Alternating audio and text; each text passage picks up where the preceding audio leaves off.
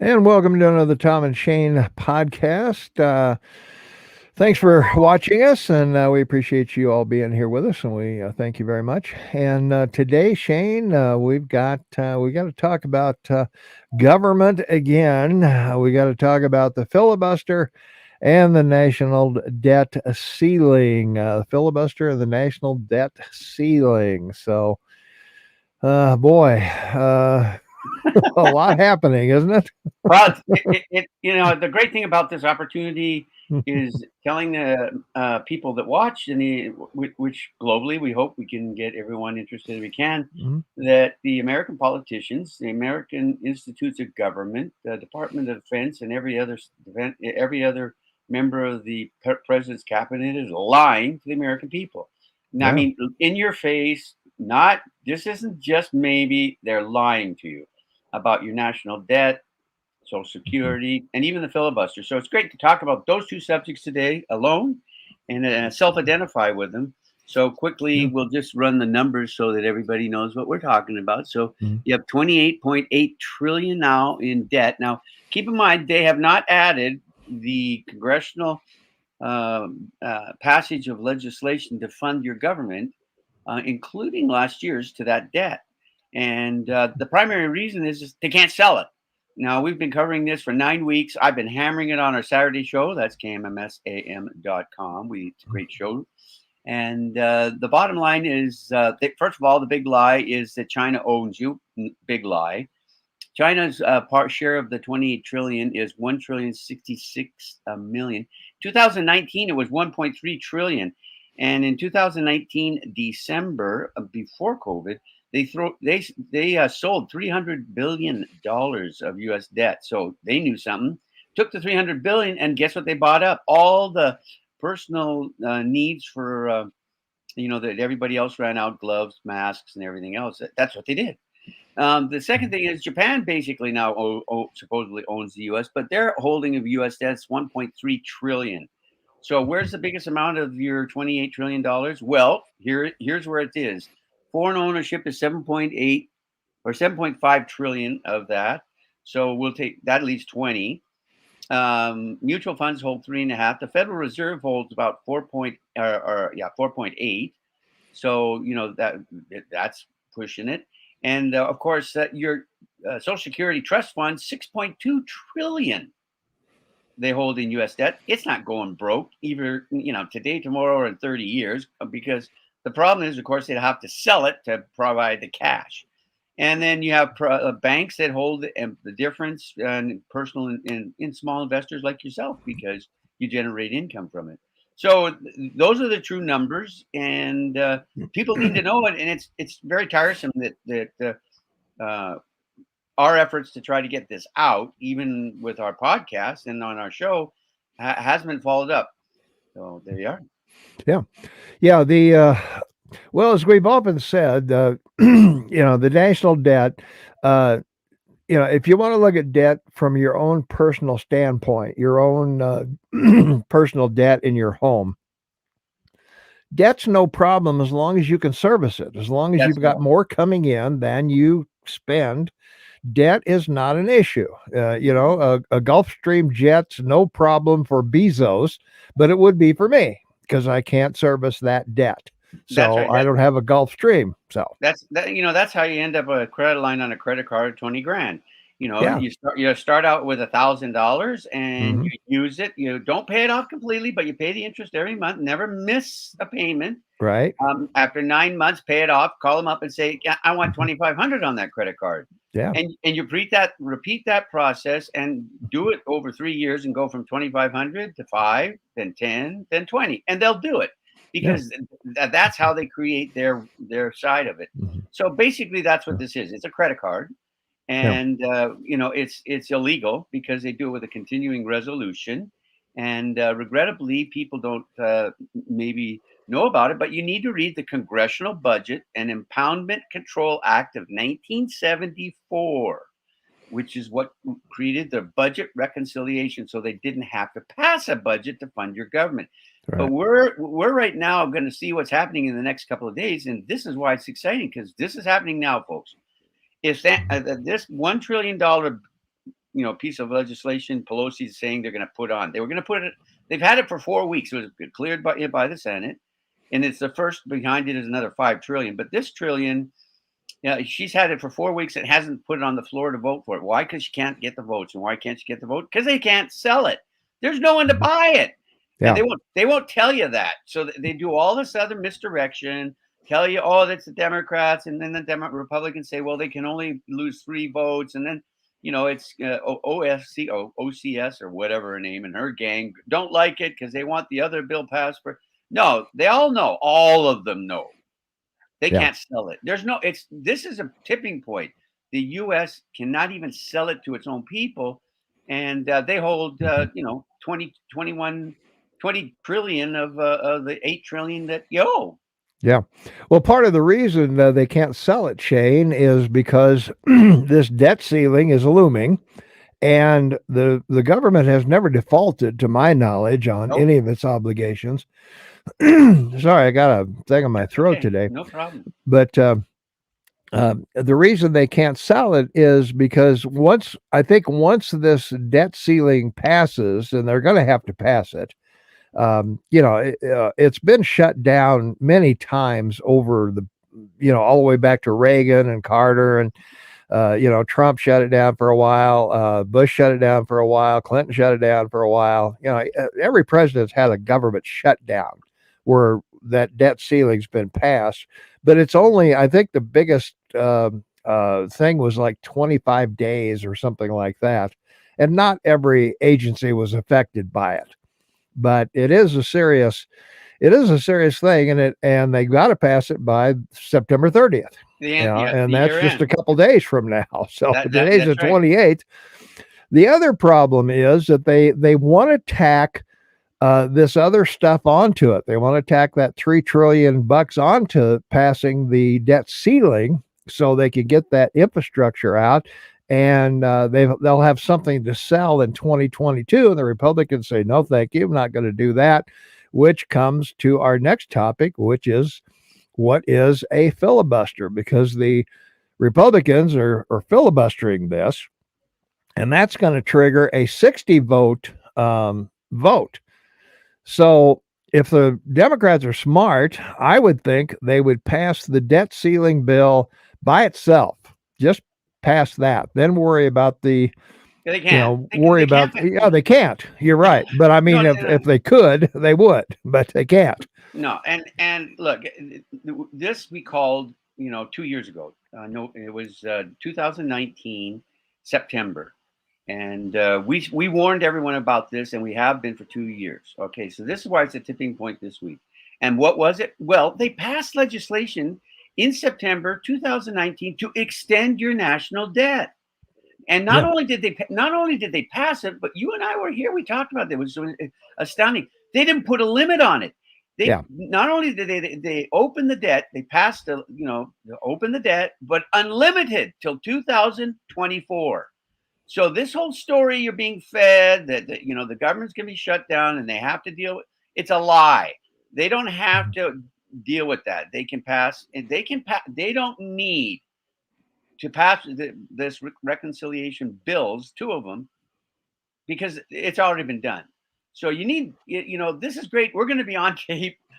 I mean, if we're right about this, because we're not making any of this up. So we'll be the only ones on tape, on time for 2 years to have warned everybody what, this is going to be worse than the border disaster, a hurricane, a tornado. I mean, this is a tsunami of mudslides. And by the way, same thing is exactly happening in China at the same time.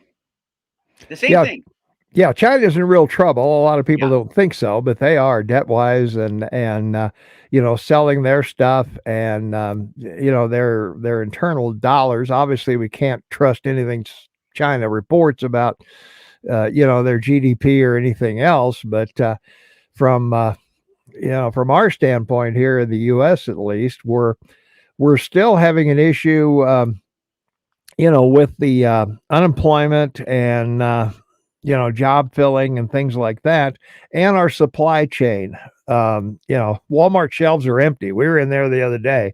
Walmart's empty because they can't get stuff delivered.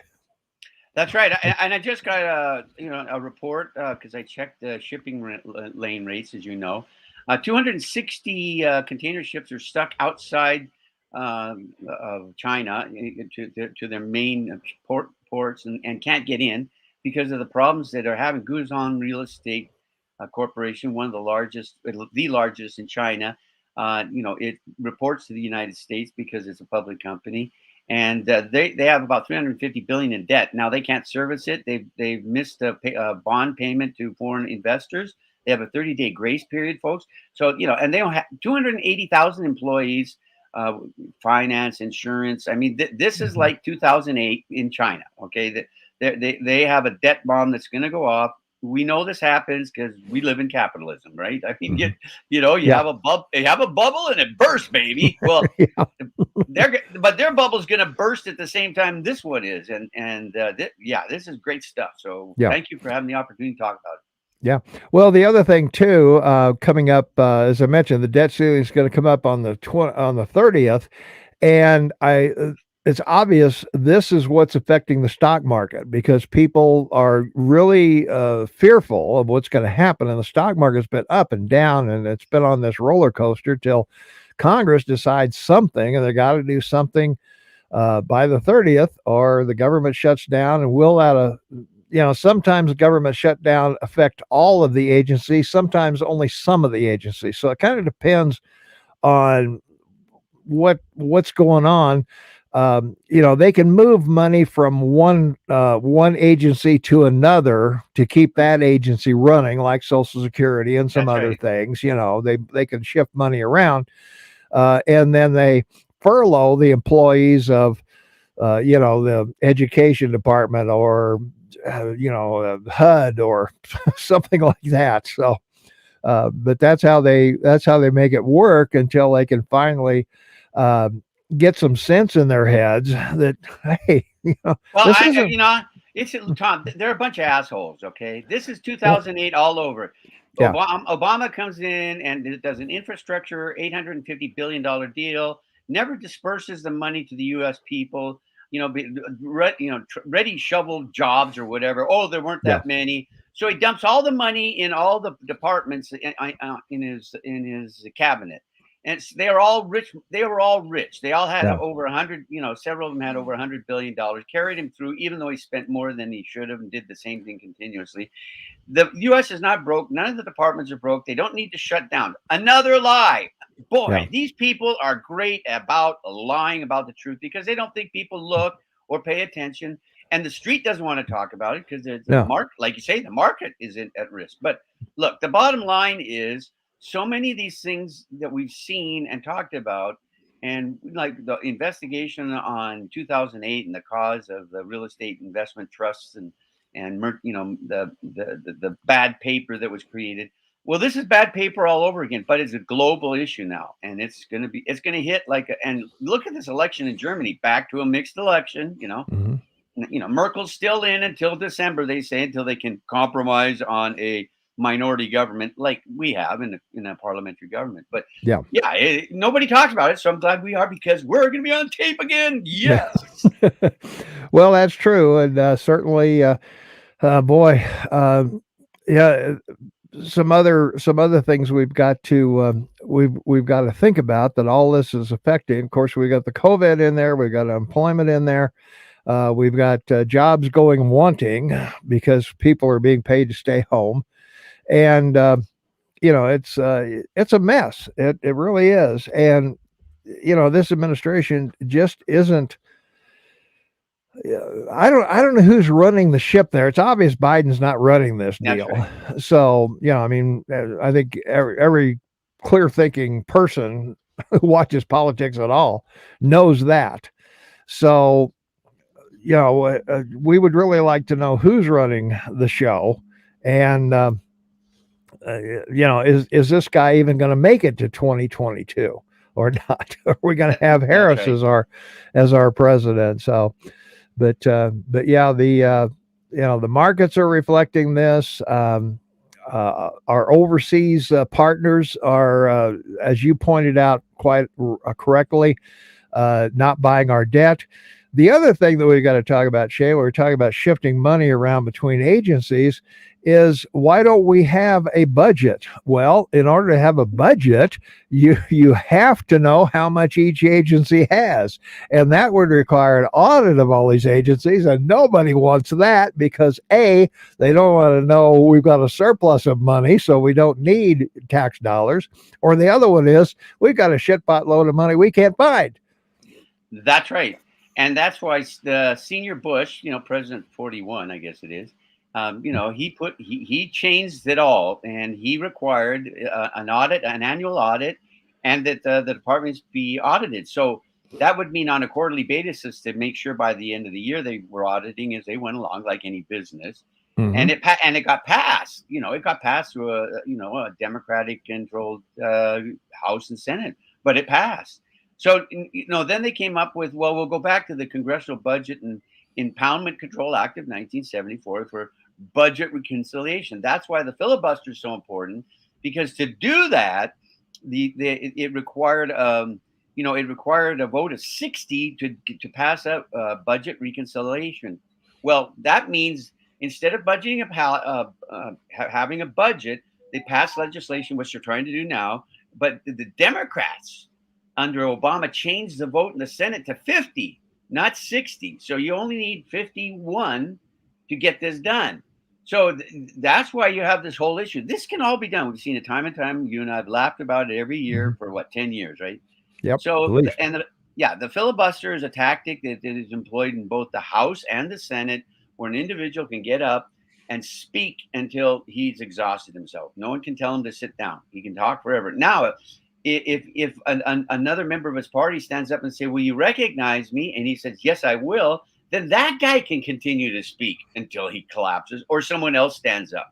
Yeah. So the whole idea is, that you can prevent anything from going on. Now, there is one other major filibuster that they don't talk about that the Republicans are threatening, and that is where there's not a quorum, especially with a 50-50 Senate.